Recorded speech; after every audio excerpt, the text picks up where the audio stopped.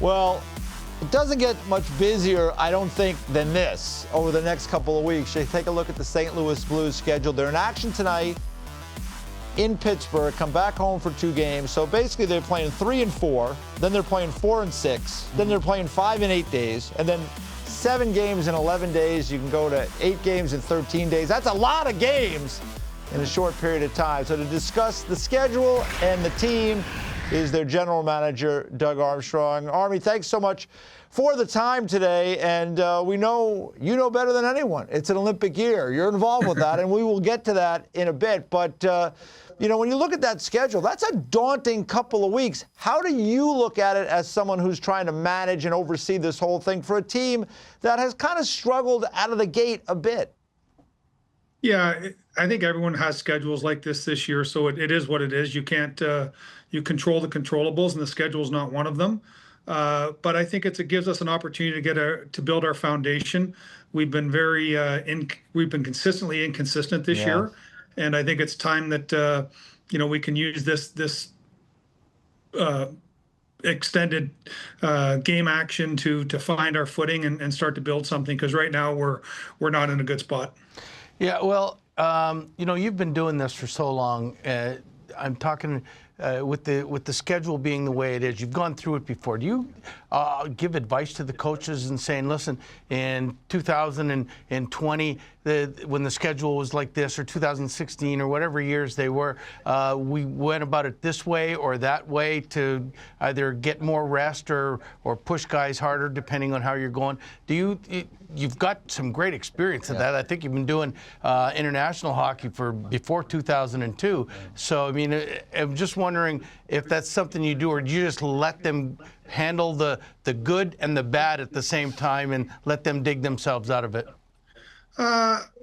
Well, certainly Jim and I talk. We have, you know, experienced people in here, whether it's Al McGinnis, Scott Mellenby, Tim Taylor, Alex Dean, who's going to be the manager next year. So we have a lot of people that can share their opinions. You know, I think, Bruce, that question is probably more going in and coming out of the Olympics. I can share those experiences.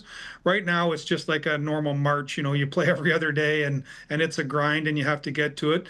There is a work-rest ratio, but it's also where you're at in your maturation. You know, I think you can build mental toughness by pushing through things, practicing when you're a little bit tired to build that stamina up, to understand that life's not easy, life's not fair, and you got to work through it. And those are the push and pull conversations you have with the coach, of trying to find out, is now the time to test their mental toughness or build their mental toughness, or is now the time to back off? You know, you're in action tonight against the Penguins, and apparently it looks like Robert Thomas, Jake Neighbors are not going to play. What's the update on these guys? Because obviously they're important pieces. Yeah, it does neither sound overly serious, as in they're not on IR now, but we played Saturday, today's Monday. We're getting more information. We're hoping to get not out to put either on IR, but each day will tell us more information, but they're not going to play tonight. And as we all know, the king is dead, long live the king. You know, it's somebody else's opportunity tonight, and I'm looking forward to seeing who grabs the rope and pulls the hardest. Yeah, I mean, your team's gone from one day you love them, and then the next day you're sort of struggling a little bit. I hate to talk hockey like that, but I mean, Jim is a great defensive coach. When you're struggling, you know, defensively, is there something more that you can change? Because it's really difficult to change the personnel these days.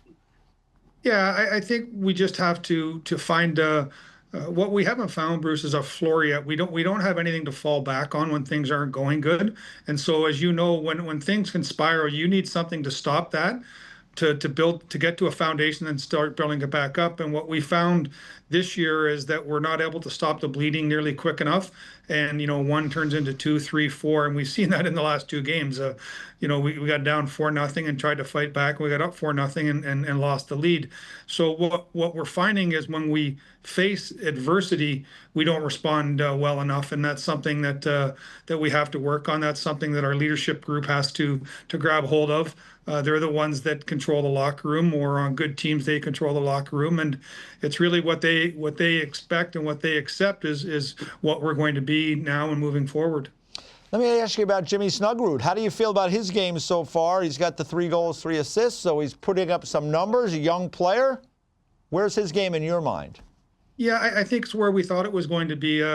I think trying to be not the naysayer, but the voice of reason coming into the season. Like, he came in last year, and I've said this numerous ways, he didn't really come into the NHL in the sense that we were at the end of the season, the team was playing at a high level, we got into the playoffs, which is probably intensity the highest, but the travel is the easiest. It's every other day, you're at home. So he hasn't really experienced what we're going through now. Like, you showed that schedule before. He's never played this much hockey in his life. Yeah. And we understand that there's growing pains with it. I think, he has to learn how to manage his energy level. He has to learn how to play when he's not 100%. I think I was fortunate to work with a player like Mike Keane back in Dallas, and he had something that was attributed to him. Just because you don't have your A game doesn't mean we don't have to win tonight. Yeah. And it's finding that B game, finding that ability just to push the game along, and I think that's what first-year players do. But he's got exceptional talent. I think he's going to be a really good NHL player, and our job is just to help him expedite getting to understand the league as quick as possible. Well, as per our just quickly, I'm going to change gears here a little bit and talk about Team Canada.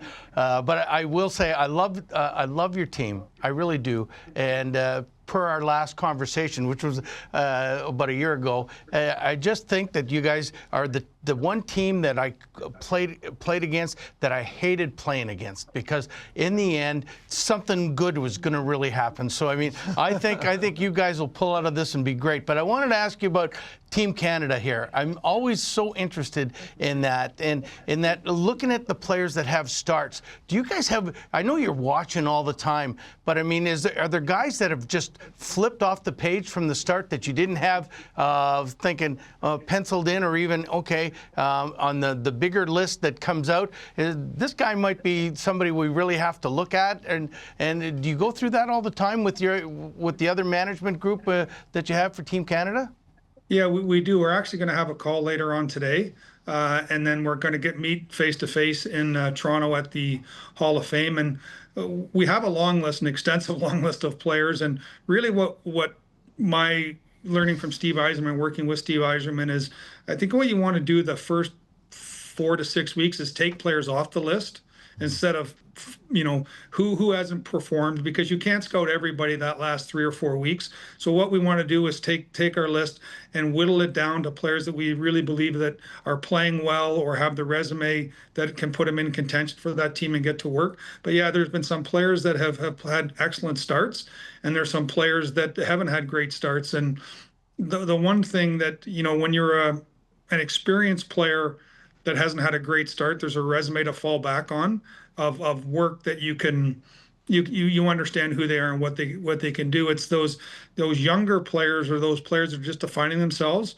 that they need to almost be good from day one every night to get on that radar screen. Yeah. Because there's just not the resume to say, well, if we get there, like, hope is a bad strategy, and I don't think we want to get to the Olympics hoping that a guy's not going to spit the bit. Yeah, I want to ask you about this too. When you're putting this together, right?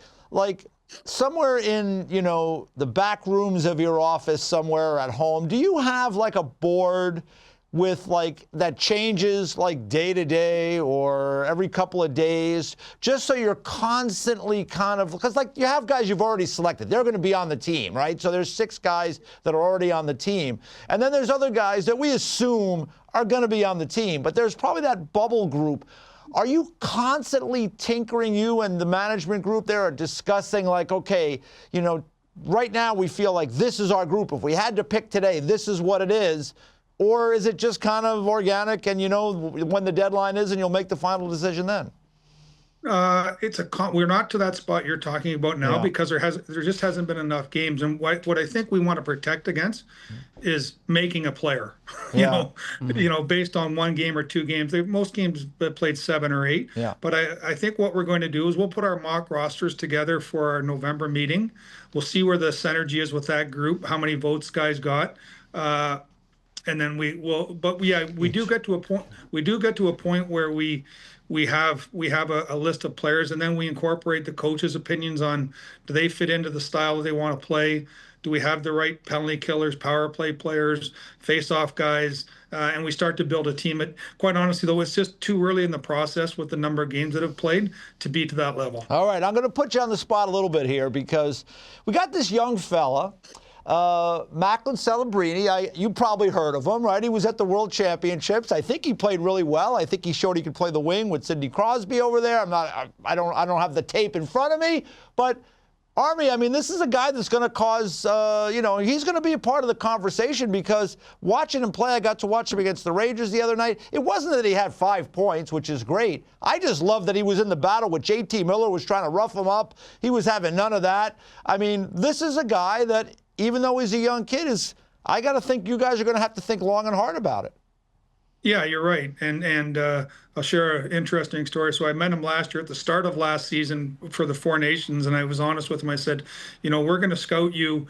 You're likely not going to make this team, but if you don't play, there's the World Championships, and then that gives you a chance to get on the Olympic radar screen. And being a dumb manager, I told him that at the morning skate, and I think he had 4 points that night against St. Louis.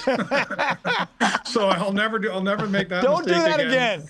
Yeah, but no, he reminds me a little bit of Drew Doughty in the sense that Drew came into the league, he played as his first year, went to the Worlds, was an excellent player, and then made the Olympic team. A year and a half into his career. That's sort of the path that he could take. Again, he needs to continue to play well. He's going against people with deeper resumes. But again, there's no age limit on who will and won't make this team. And he's a special player. I was in to see him play against Carolina earlier in the year. He's a special player, and he certainly has our attention. Yeah, no question about it. Hey, here's my question: Is the arena going to be ready for your great team to be there and play? Control the controllables. That's not my area. Yeah. that is 100% right. Nothing you can do about that. You talked a little bit, Doug, and you've been doing this a long time at the NHL level, but certainly at the international level. You're involved with Team Canada. You have a lot of choices. You could probably make 2, 3, 4 teams maybe of really good players that could be really competitive. You talked about penalty killers. You talked about power play guys, face-off guys, left shots, right shots. I mean, these are all things that go into building a team, right? So at the end of this process, if somebody's, feeling like, hey, fans, media saying, hey, could have had this guy, you probably have gone through all the reasons why you want a particular guy on this team. There's got to be a reason or a role. Yeah, and I think that and Bruce understands this. When you work for Team Canada, if you win, you're right. That's right. Yeah. You guys were right at the Four Nations. Yes, yeah. I always say that this is the most enjoyable game of pro Russian roulette you can play. You only get to be wrong once. Yeah, that is. But true. no, yeah, you go through all different things on how to put the team together. And to your initial thought there was, working for Team Canada, you do understand that you're starting the game on third base. There's so many players, and they're so deep.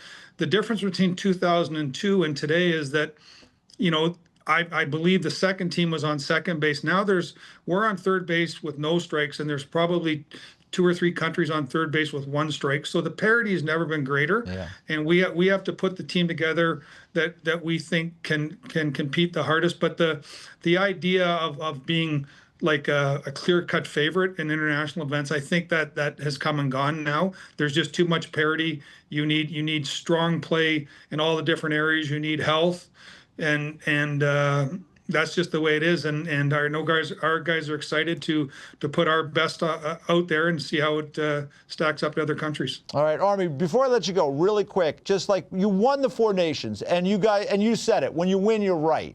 But in the aftermath, when you look back at that experience, did you have a second guess, or talking to your management staff, the coaches, like maybe we should have taken this guy and not that guy? Yeah, I think you always do that. You do an analysis of your group after. I'm not going to share what we thought we could have done differently, because we might do it differently now.